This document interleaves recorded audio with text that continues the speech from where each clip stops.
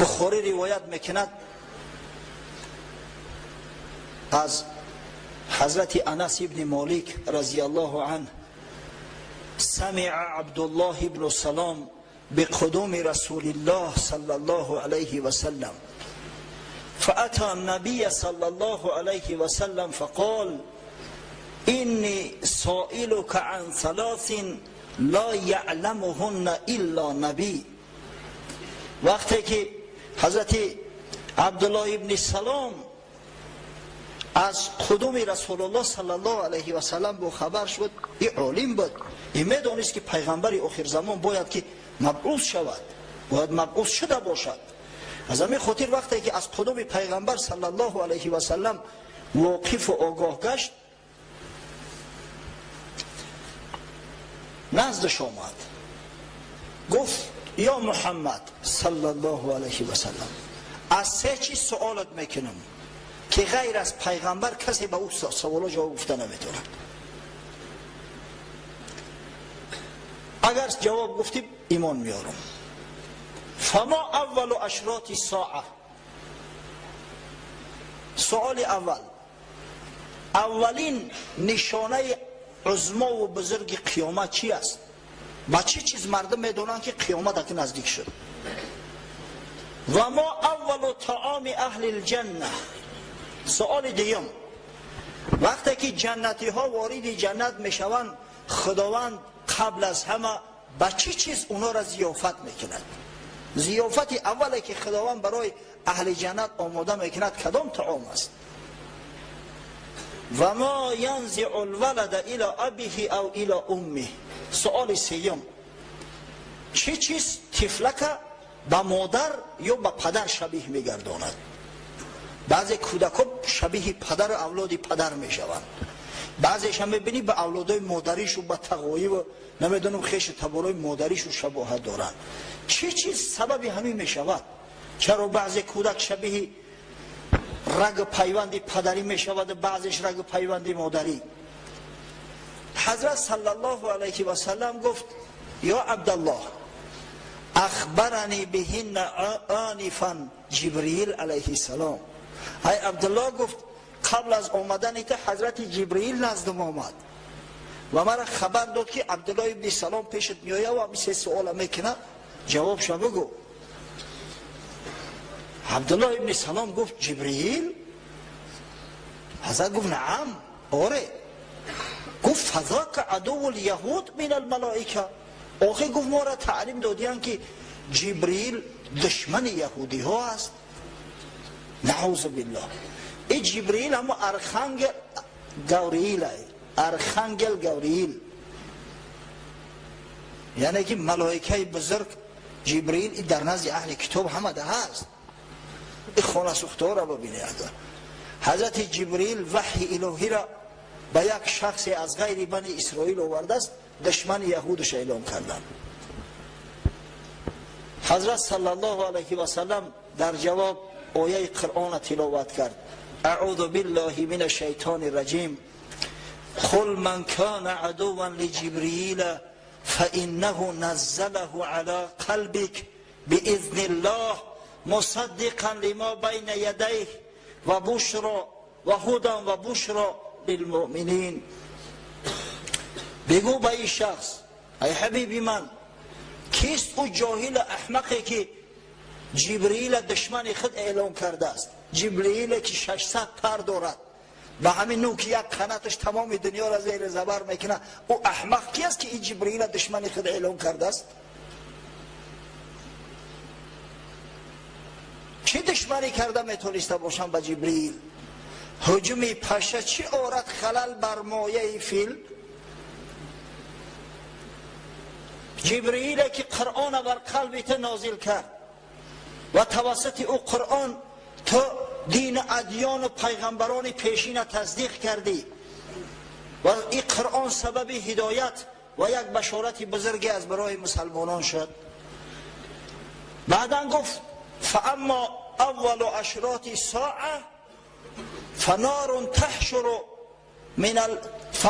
تحشر الناس من المشرق الى المغرب. سؤال اولت گفت اولین نشانه عظمای قیامت یک آتش بزرگی هست که مردم از سوی مشرق به طرف مغرب میدواند. یک آتش که از جانب یمن پیدا می شود مردم به سوی حجاز می تازاند. و اما اول طعام اهل الجنه فزیادت کبید الحوت، اول طعامی که خداوند از برای جنتی ها آماده میکند، سوال دوم جگر ماهی است. یک بولیون ای جگر ماهی. اهل جنت عذاب مشقت زیاده میکشند، در صحرای محشر خیلی مشقت میکشند، بعد از بالای پل صراط عبور میکنند در ترس تهلکه. از همین خاطر وقتی که داخل جنت میشوند بسیار بیمدار شده اند. برای بیمارو میدونه نه در دنیا بولیون میبرند، اگه بولیون ماهی از جگر ماهی بسیار نادر است، دلیکاتس است، عادتا بولیون مرغ میبرند. خداوند برای بنده های جنتیش بولیون از جگر ماهی آماده کرده و میبرده است. طعام اولی که براشو تعارف میکنه. پروردگار وارد شدن به جنت، نوشیجان کردن ای طعام شیرین گوارا را از برای قوم مسجد ما و مجموعاً از برای جمیع امت حبیبت محمد صلی الله علیه و سلم نصیب گردان. آمین.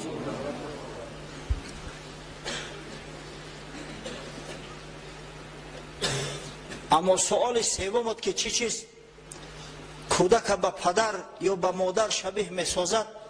حضرت فرمود اذا سبق ماء الرجل ماء المرأة نزع الولد و اذا سبق ماء المرأة ماء الرجل نزعت. گفت وقتی که مرد با زنش همخوابه می شود، البته در زمانی هست که در همون بچه‌دان زن حجیره زنده علکی هست، برای همون باردار کردن حجیره البته که نطفه لازم است، سپرم آب منی. اگر به شرطی که نطفه مرد قبل از نطفه زن در همون حجیره رفت رسید، او کودک شکل صورتش به اولاد پدریش یا به پدر خودش شبیه می شود. اما اگر زن احتلامی شود و آب زن قبل از آب مرد به همون حجیره رسد، در او صورت شکل صورت زن شبیه اولاد مادریش می گردد.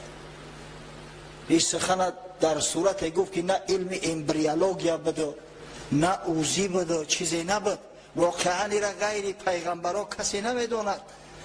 از این خاطر عبدالله ابن سلام که عالم بود، عالم حقیقی بود و ایمان به کتابهای خدا داشت، گفت اشهد ان لا اله الا الله و اشهد انک رسول الله. گواهی میدهم به درستی که نیست معبودی بر حق مگر الله جل جلاله و گواهی میدهم که تو رسولی بر حق خدا هستی. ایمان آورد. بعدا گفت یا رسول الله این الیهود قوم بهت. ای حبیب خدا، گفت این خانه سوخته این جهوتا را من میدونم واقعی قوم من هستند، در بینشو کلام شدم. اینا بسیار بهتان میزنن، بسیار دروغگو هستند، بسیار تهمتچی هستند، خودشون تروریستند، مسلمان را تروریست میگن. این الیهود قوم بهت فان یعلموا باسلام قبل ان تسألهم یبهتونی. اگر گفت اینا از اسلام من آگاه شوند که من مسلمان شدم، البته در حق من تهمت ها میزنن. برای همین قبل از او که من اسلام خود آشکار کنم، تا اول سوال شو که همین عبدالله ابن سلام چی کس است؟ فجاءت الیهود، امام بخاری روایت کرده است حضرت انس ابن مالک که یهودی ها نزد حضرت آمدند. حضرت پرسید چون ای رجل فیکم عبدالله ابن سلام، گفت همه عبدالله ابن سلام در بین شما چی کس است؟ چی مرتبه و چی منزله دارد؟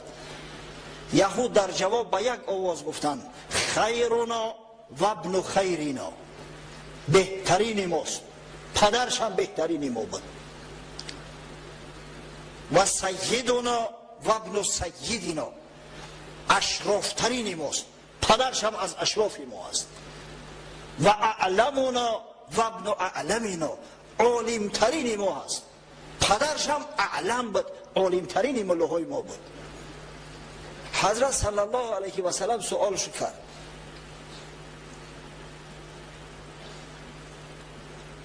ارأیتم این اسلم عبدالله ابن سلام، گفت ای برادران اگر عبدالله ابن سلام عالمترین شما باشد، بهترین شما باشد، شریفترین شما باشد، اگر همین عبدالله ابن سلام اسلام بیارد شما چی میگویید؟ گفتن اعاذه الله من ذلک، هیچ وقت عبدالله ابن سلام اسلام نمیاره. خداوند او را از این کار نگه میداره. همین قدر باور یقین دارن، گمان کردن که عبدالله ابن سلام هم مثل خشو یک متعصب احمق است. همین وقت حضرت عبدالله ابن سلام خارج شد، گوش میکرد گپاشو را، از پشت دیوار خارج شد، گفت اشهد ان لا اله الا الله و اشهد ان محمدا عبده و رسوله. وقت این سخن شنیدن پریدن از جاشو خیستن، گفتن شرنا و ابن شرنا، ای محمد صلی الله علیه و سلم این بدترین ما است، پدرش هم بدترین ما بود. به کثافت ها را ببینید، به شرمی را ببینید، به حیایی را ببینید. با حضرت عبدالله ابن سلام خندید، گفت فهذا التی کنت اخاف یا رسول الله. ای حبیب خدا، گفت من این فتنه شو میترسیدم. چالی میان در پیشت میگن که او دیوانه های، او فلان های، او بسمدان های، او فناتیک های. از همین میترسیدم، برای همین گفتم اول سوال شکر بعد من اسلام آشکار کنم. الحمدلله که از میان یهود این خیلی جوان مردا پیدا شدن و نامشو افتخار بنی بشر است و در صفحه صحابگان بزرگ رسول الله صلی الله علیه و سلم ابدالآباد ثبت گردیده است.